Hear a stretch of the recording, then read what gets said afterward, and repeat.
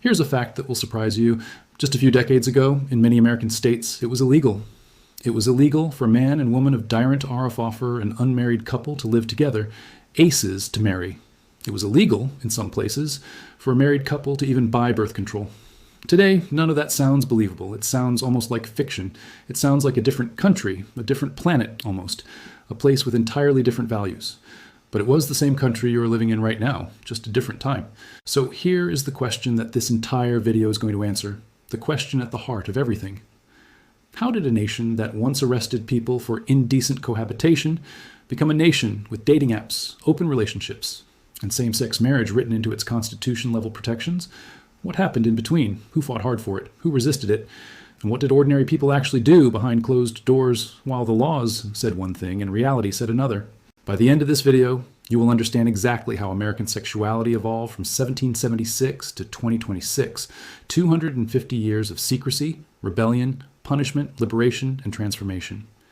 You will see how religion, law, war, technology, and media each took turns reshaping the most private part of human life into one of the most public political battlegrounds in the country.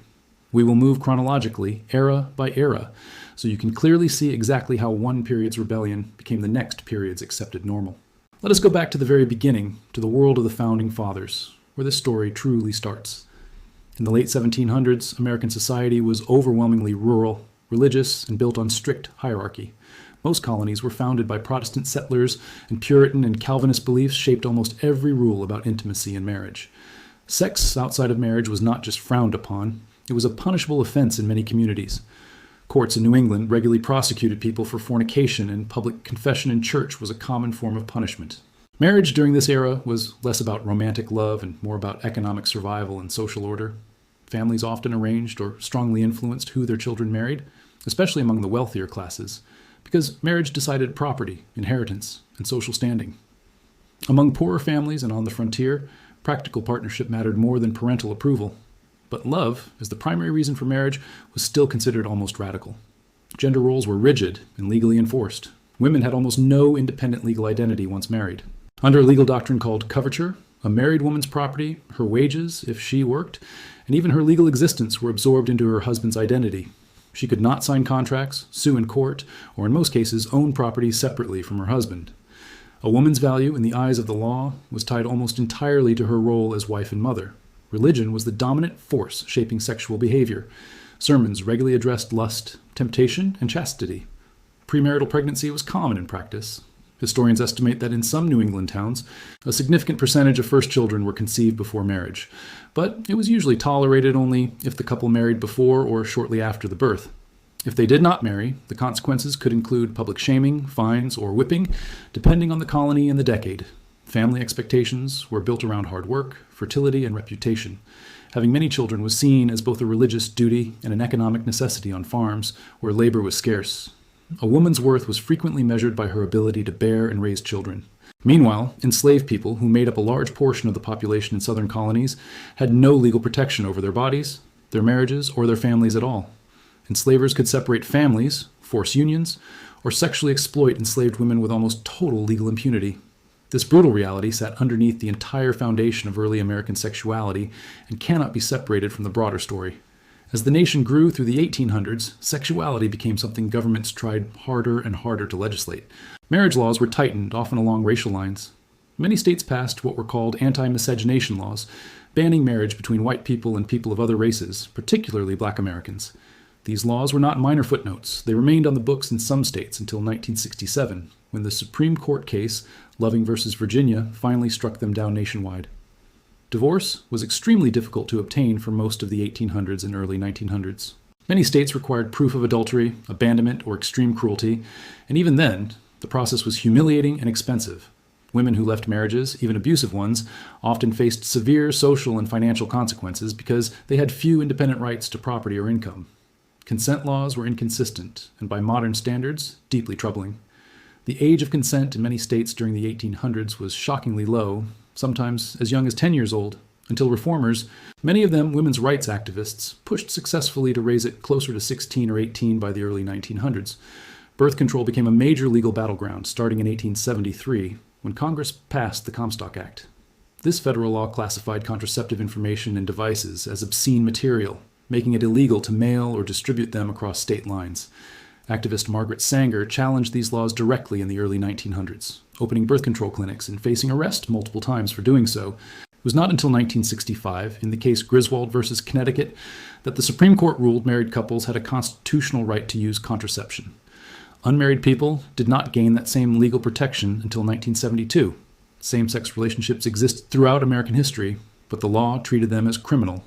Sodomy laws, inherited from English common law, criminalized same-sex intimacy in every state at various points.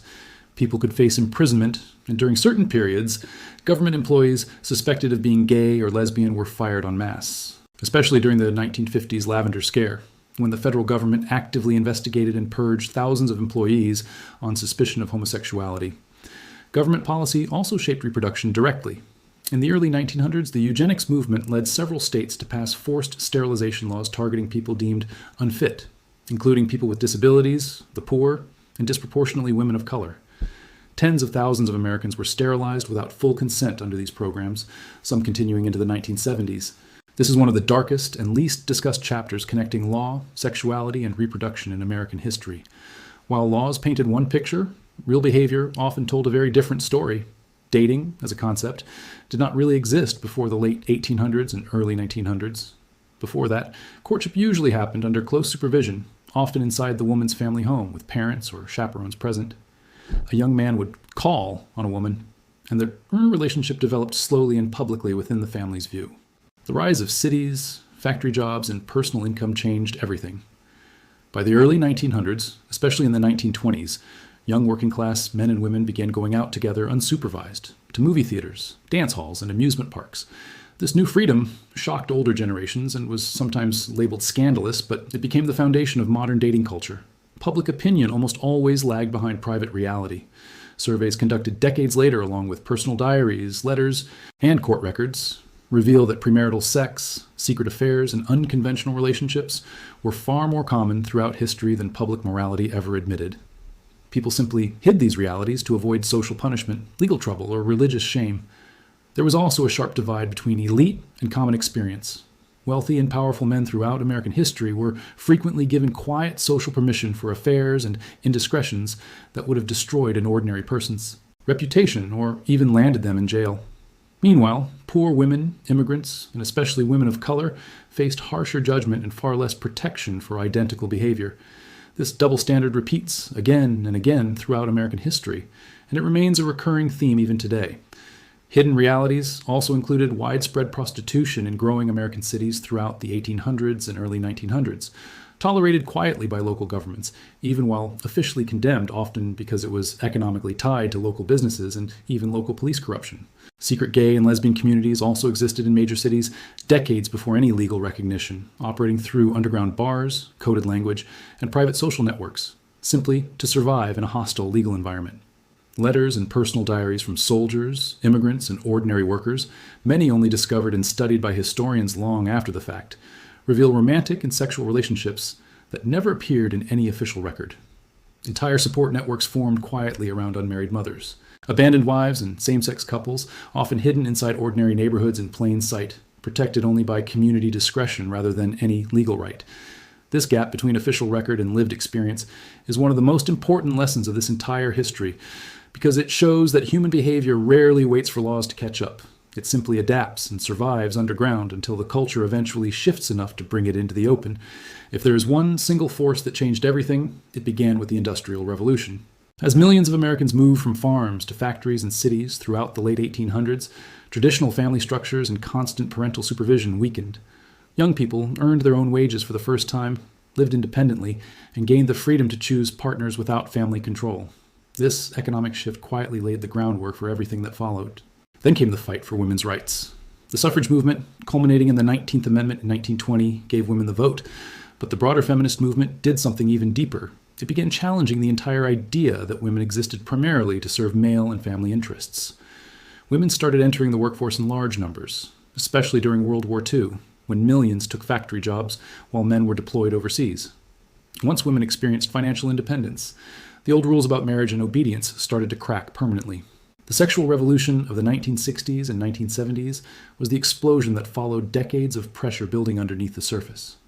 The introduction of the birth control pill in 1960 gave women unprecedented control over their own reproduction, separating sex from the automatic risk of pregnancy for the first time in human history.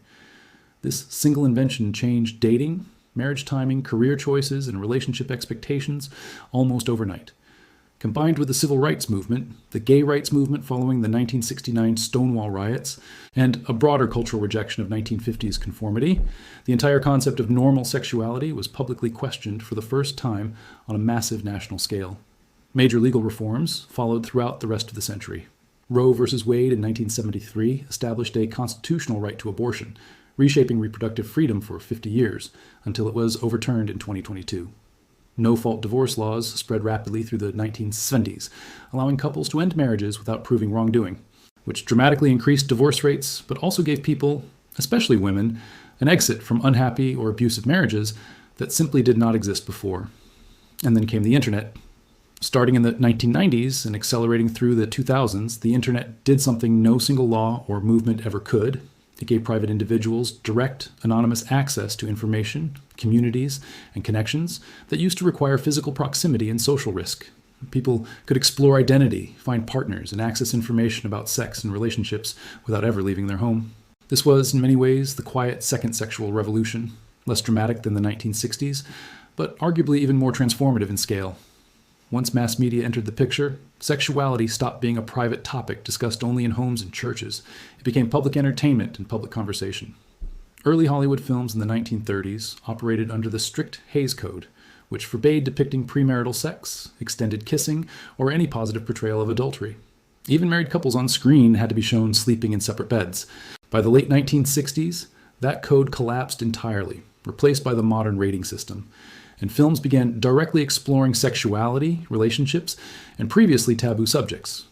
Television followed a similar but slower path, moving from the conservative family sitcoms of the 1950s to increasingly open storylines about divorce, premarital relationships, and eventually LGBTQ characters by the 1990s and 2000s. Music played its own role. Rock and roll in the 1950s was already considered dangerously sexual by parents and religious leaders simply because of its rhythm and performance style. Each following decade pushed boundaries further. Disco in the 1970s, explicit lyrics in hip-hop and pop through the 1990s and 2000s, until sexual themes in mainstream music became completely normalized. Magazines created entirely new public conversations. Publications launched in the mid-1900s built massive audiences specifically around sexuality, fashion, and relationships, normalizing open discussion of topics that previous generations would never have spoken about publicly. But nothing compares to the impact of the internet and social media. Online platforms allowed people to explore identity and sexuality anonymously, find communities that simply did not exist locally, and access information instantly. Social media then made personal relationships, breakups, and identities into public, shareable content, something earlier generations could never have imagined. And dating apps, emerging strongly in the 2010s, fundamentally rewired how Americans meet partners, shifting away from family, school, and local community introductions toward algorithm-driven, swipe-based selection based on photos and brief profiles. By the 2020s, a majority of new couples in America reported meeting online rather than through any traditional in-person method, a complete reversal from how almost every previous generation found their partners. Walking into the present day, American attitudes toward sexuality look almost unrecognizable compared to 200 years ago. Surveys throughout the 2010s and 2020s consistently show growing acceptance of premarital sex, cohabitation before marriage, and diverse relationship structures, even as political and religious debates around these topics remain intense and divided. Marriage trends have shifted dramatically. People are marrying later than at any point in recorded American history, often well into their late 20s or 30s, and a growing share of adults are choosing not to marry at all, opting instead for long-term cohabitation or remaining single by choice. Marriage is no longer viewed as a near-mandatory life milestone. It is increasingly treated as one optional path among many. Dating culture has been completely reshaped by technology and changing social expectations. Concepts unheard of decades ago, like talking stages, open relationships, and ethical non-monogamy, are now openly discussed in mainstream media rather than hidden away. At the same time, many young adults report feeling more isolated and report dating less frequently than previous generations, creating a strange paradox of more apps but less actual connection for some. LGBTQ plus rights reached a major historic milestone in 2015 when the Supreme Court ruled in Obergefell versus Hodges that same-sex couples have a constitutional right to marry nationwide. This followed decades of activism, visibility campaigns, and shifting public opinion that moved faster on this issue than almost any other social attitude in American history. Younger generations today identify as LGBTQ+ in significantly higher numbers than older generations, reflecting both greater openness and reduced fear of social or legal punishment.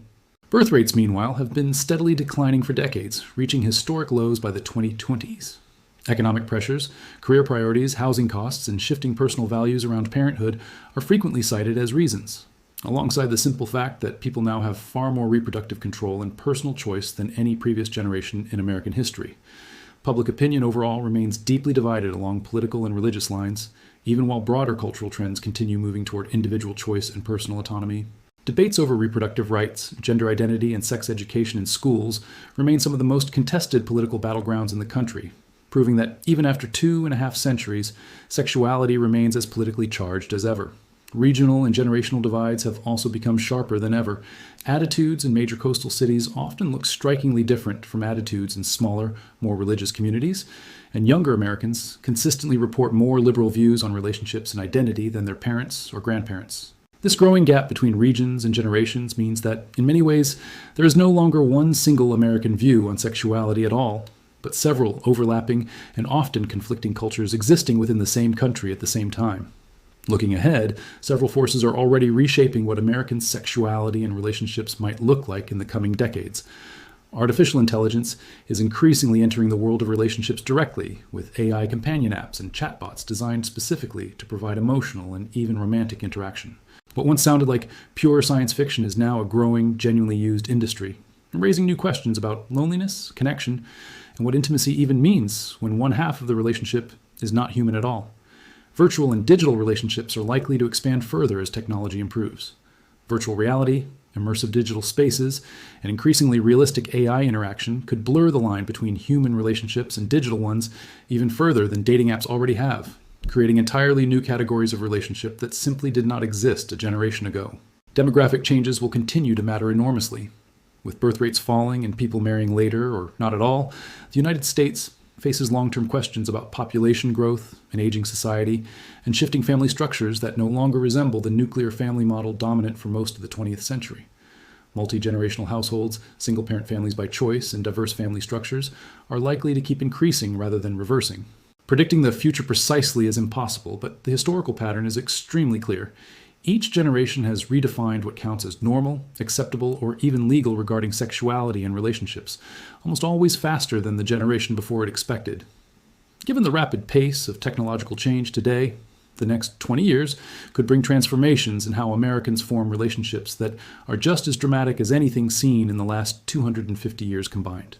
Some researchers also point to the possibility of new legal battles ahead around AI relationships, digital identity, and reproductive technology that current laws were never designed to address. Just as the Comstock Act could never have anticipated the internet, and the founding generation could never have imagined dating apps, today's lawmakers are now facing entirely new categories of human connection that did not exist even 10 years ago, and the legal system will almost certainly struggle to keep pace, just as it always has throughout this entire history.